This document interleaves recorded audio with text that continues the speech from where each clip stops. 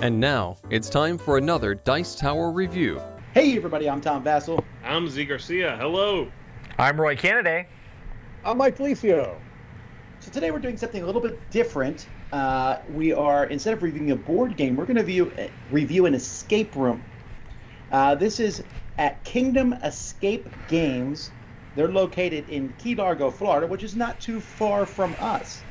And they recently invited us to come down and take a look at the escape room. And it was Z's birthday, or close to his birthday, so we went down there. Now, just so everyone understands and clarify, all their escape rooms are private showings, so we already have a closed circle to some degree, but we also all wear masks. They sanitize the room before and after and everything. So, and you can see the picture of us going down there. But we just wanted to talk about this because it was Mike's first escape room, I think, right? Mm-hmm. It was definitely my first one.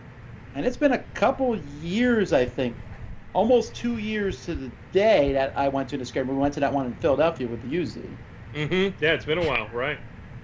So I played like 40 of the board game escape room type things. Yeah. And I was like, oh, I got it, but I forgot how different it is to actually physically be there and then not. So this place looks a little bit like a castle. In fact, their logo looks a little bit like the Dice Tower logo in a sense. And it's also a little game store. There's a few tables in there. They sell Magic and some board games. They actually sell many of the escape room games because why not? Makes sense. Right. Mm-hmm. I really like the motif of the place. What did you guys think of how the place looked? Yeah, it's a nice ambiance. I would say that's definitely the building will catch your eye even from the road. There's one main road that goes by, it's the Keys, so it's sort of like, one main road one way and the other. That's basically it. But the building, the castle, if you would, will definitely catch your eye from the road. So I like that. It's a great first impression. You get in there, they've got lots of mood lighting and sort of, decorations up on the wall. A little game, the little game store in there is a fairly small space for gaming itself. But then, of course, little jokes everywhere and everything tying into the escape rooms themselves. It's neat. It's got a good vibe. Mm-hmm. I had driven down to the Keys a ton of times and seen the building and been like, oh man, that looks really cool. I don't have time to necessarily do an escape room right now. But if I would have known there was a game store there this whole time, I probably would have stopped there like every single time I went down to the Keys just to be like, pop in and check out the game store, see what's going on sort of thing. Maybe pick up some dice or something like that. They had lots of cool little things, and I think they do like Magic stuff there too as well. But I'll definitely be taking my family down there as well. That would be pretty cool. Right, so we went to the Rendith's Revenge, which was a fantasy-themed one where we were trying to find some eggs, some dragon eggs in there. And just before we get too much into this, folks, we're going to try not to spoil anything. Right. All right. Just if you've never done an escape room, they put you in a room. You have 1 hour, and you have to just suddenly look around so you can use that to solve puzzles. There's usually many locks in an escape room. Many times they have codes or they need keys, so you might have to find the key or find a code that will let you open that. That gives you more clues and so on. So we finished it in 58 minutes and 20 seconds? Yeah, we had a little over 2 minutes 57 left. minutes and some seconds. Right. We had 2 minutes and change left, right? Yeah. And we also got, I think, 3.5 clues. Somewhere in that range, yes. Right, so there's a video monitor in there, and that gives you like an intro background to starting it off.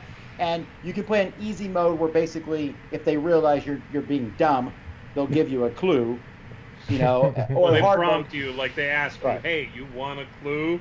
Right. And the other You're way, nowhere you play hard close. mode, they won't remind you, hey, you've got clues. Right. And so we played on hard mode.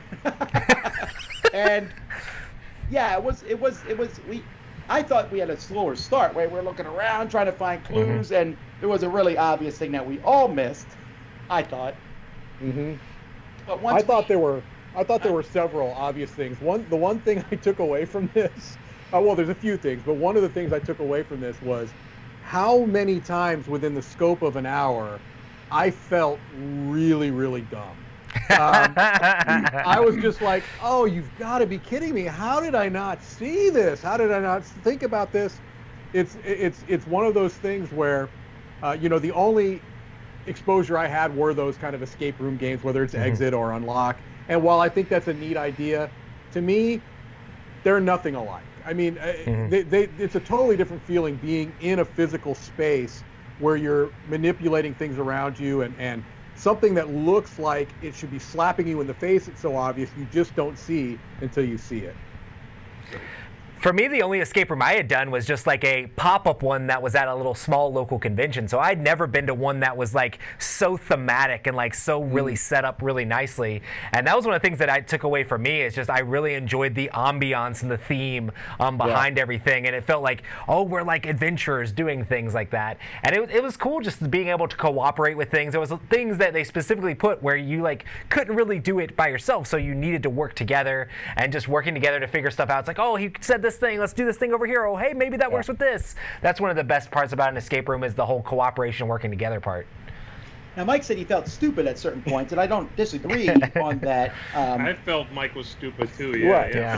Sure. But I also say this it gave me a moment where I also felt really smart. Oh, yeah. Like I was like, oh wait, this is how this works, and then you feel smart, even if it's maybe an obvious thing. I don't know. It was normally when you were coming back behind Mike and figuring out the thing he couldn't figure out. Was normally what it was. We're spreading a false narrative here. I'm just saying, I agree with you, Tom. I think that's part of the fun is that, you do usually eventually, get it. You may need a hint, but it does give you that kind of push and pull of, I'm never going to get it. I'm never going to, that type of a thing. Yeah, I think a good escape room, a well-designed escape room is clearly, in many ways, on rails. Clearly will give everyone a similar experience to a degree, yet if it's well designed, you feel smart, even though you're not necessarily being smart.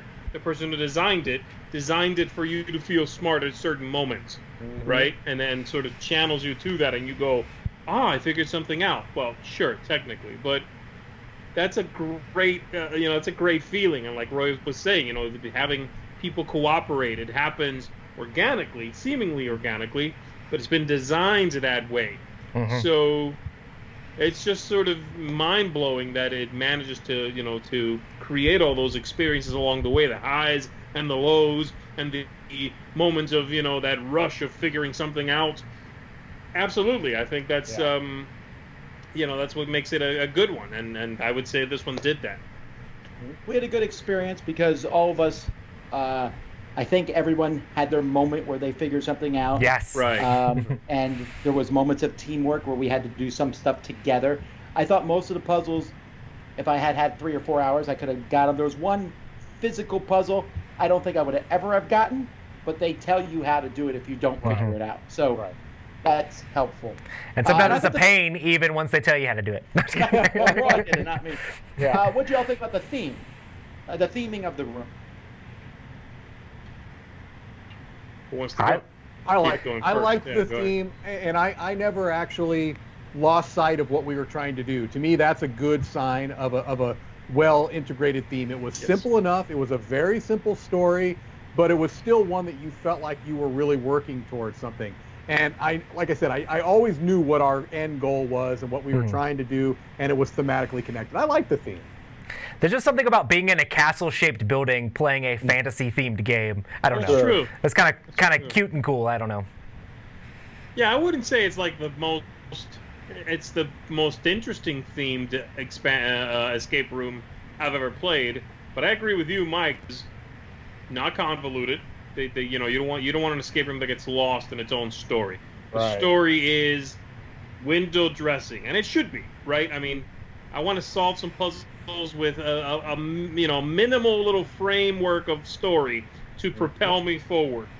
Don't, this isn't a novel. That's a different format. And so it did that job. It definitely kept it going. I think the setting, the space we were in was thematic and worked well to what we were doing. Except for a couple of tiny things, but that would be spoilers. But overall I thought it was cool. And if you like fantasy especially, which I do marginally, but if you really enjoy fantasy, then absolutely I think you'll like it even more.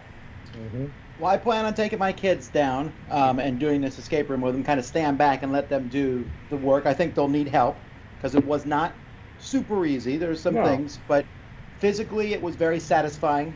A couple physical things that happened. And I would highly recommend this whole place. It's a lot of fun. It's a game store and escape room. That seems like a pretty good combo to me. If you're in Key Largo, I think you should check it out. It's Kingdom Escape game. Worth driving to for sure. Absolutely. If you are nearby, even Key Largo, yeah, absolutely go. But if you're nearby, worth driving to for sure. Agreed.